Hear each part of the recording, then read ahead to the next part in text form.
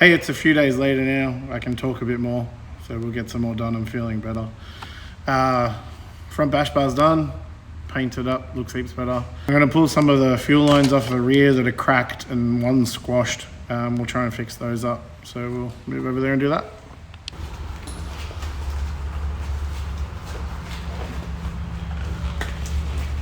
So working on fuel lines really sucks. I have had fuel sprayed in my face once before and that was really bad. Doing it like crazy. So safety glasses. If you're gonna undo any fuel lines, I know this isn't under pressure, but we're undoing a surge tank. So this is probably gonna drain out. I'm replacing that line and the one up here. So chances are that's bottom of the tank, some fuel will come out. That's bottom of the surge, some fuel will come out. Gloves, glasses, good idea.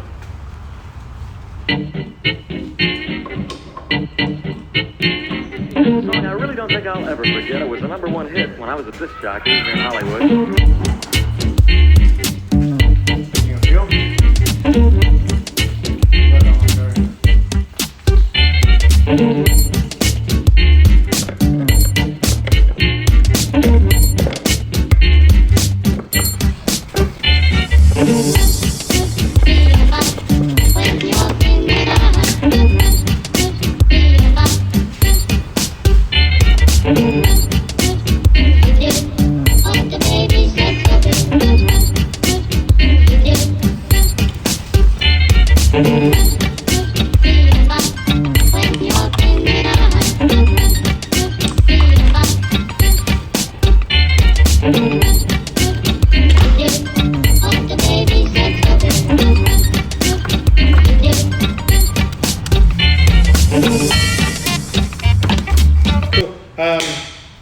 Fuel's taking a while to drain, so we're going to move on. I pulled off the hoses from the breather to the catch can.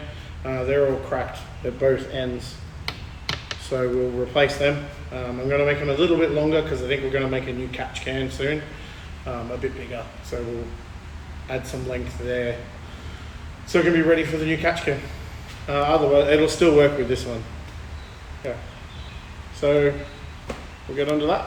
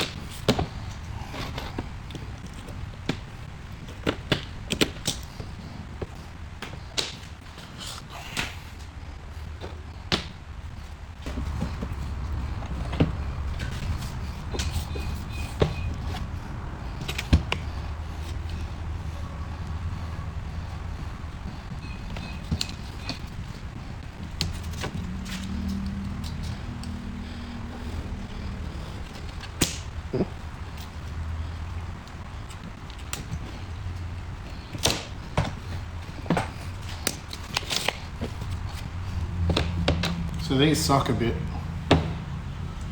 These are push lock fittings, which you can see the sharp edge here. Alright, and what happens is you push the hose on. You have to get hose that suits. Push the hose on, and as it gets in, those sharp edges cut into the hose so it can't back out. They're good for a breather, but if you're putting them on oil lines and stuff, definitely put a clamp on them as well. They sell special clamps, but you can just use one of these guys. Just because I had a mate whose oil lines came flying off, dumped all the oil from his cooler and blew up his motor. So now we don't trust the push lock stuff. Put hose clamps on them. So this one's not so bad. As I said, breather, low pressure. But you'll see on the fuel line one, I'm going to put them on because that'll run more. They also suck to get in. I need a heat gun. Bear with me. Okay, I've returned with a heat gun.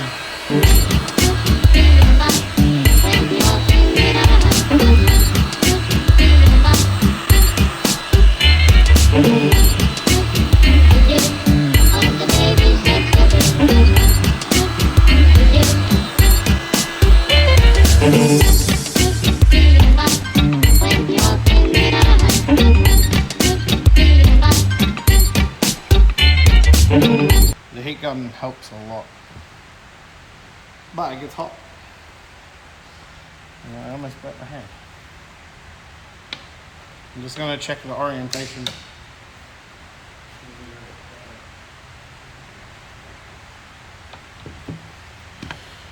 We'll try and preempt this and heat it up first this time.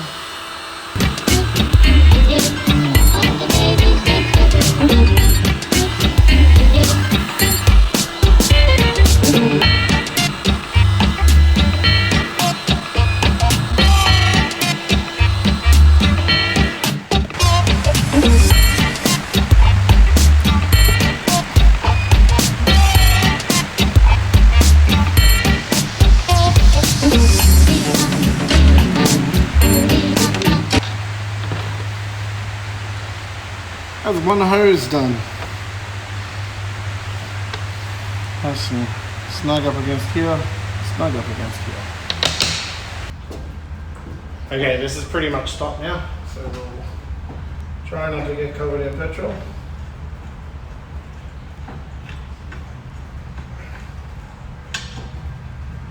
There we go.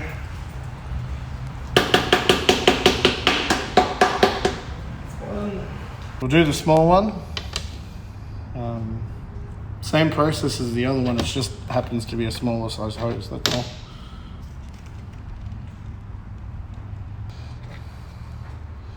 Here you can see all the cracks, which tells me this hose is very old.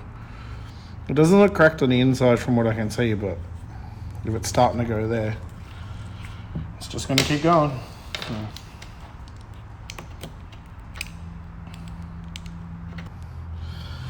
So that one's done. Now, as I said before, my mate had his oil cooler lines pop off with this push lock stuff. Now, the fuel pump should only be running about 40 to 50 psi, which is considerably less, but the breather being, like I said, not much, like no pressure really. I would much rather put on these guys. I know it'll never come off than risk it and shoot fuel everywhere. So now we know 100% this guy's not coming off. Doesn't look the nicest, but I don't have the tool to make the other ones. So what I might do is trim off this. Is that a trim?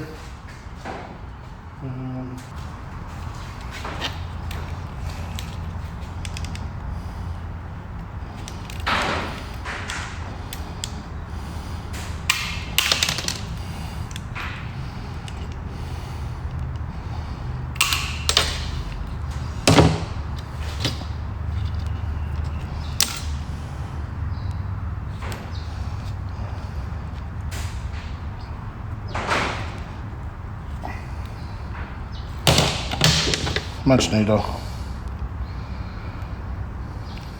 That can go back on. This line though, this line I can't do today. I don't have any braided line.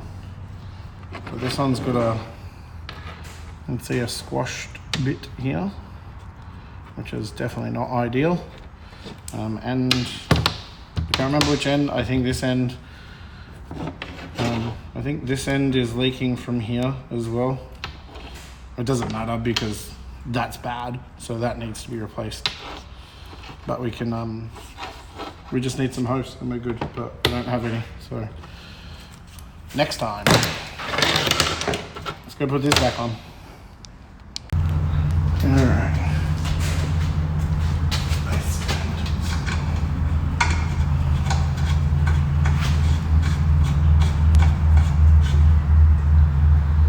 Turns out I got the length right.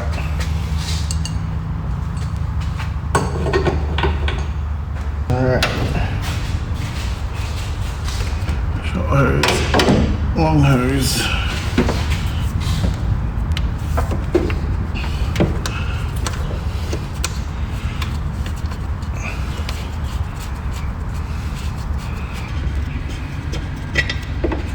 So my plan is with an extra length but the outlets are over here.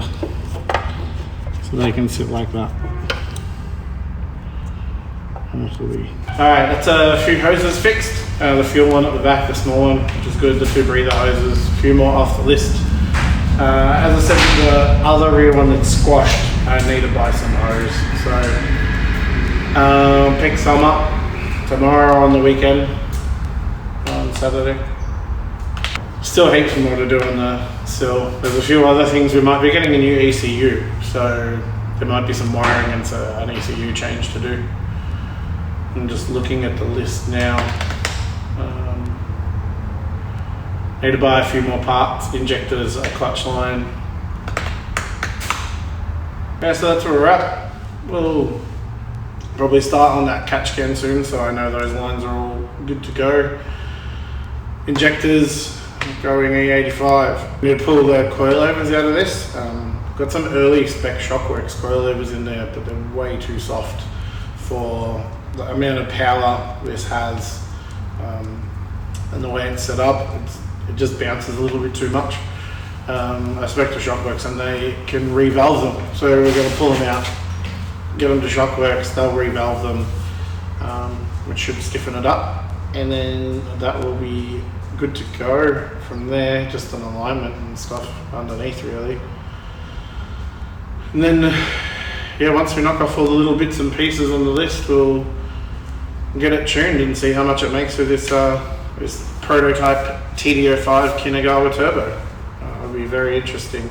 Hoping for way more drivability, because the TD06 was cool, but it was so laggy that you only had about max 2000 RPM at the top end to drift with, which, yeah, cool if you're experienced, that's okay, and you can kind of keep it up there and little clutch slips here and there.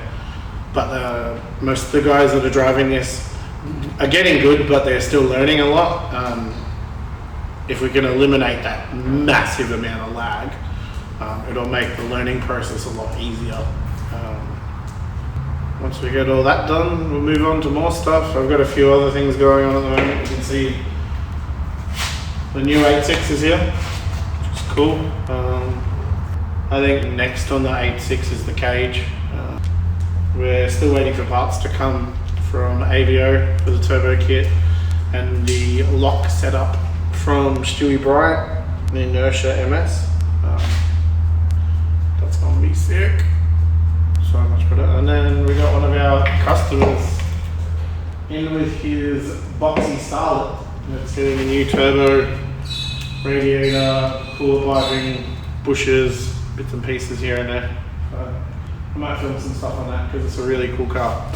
They're extremely rare in Australia. But they're super cool. This is Douglas. He's about to try and lick me. Hello. Say hello.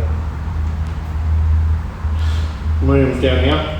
It's been bucketing down rain today, so they're both soaked and dirty.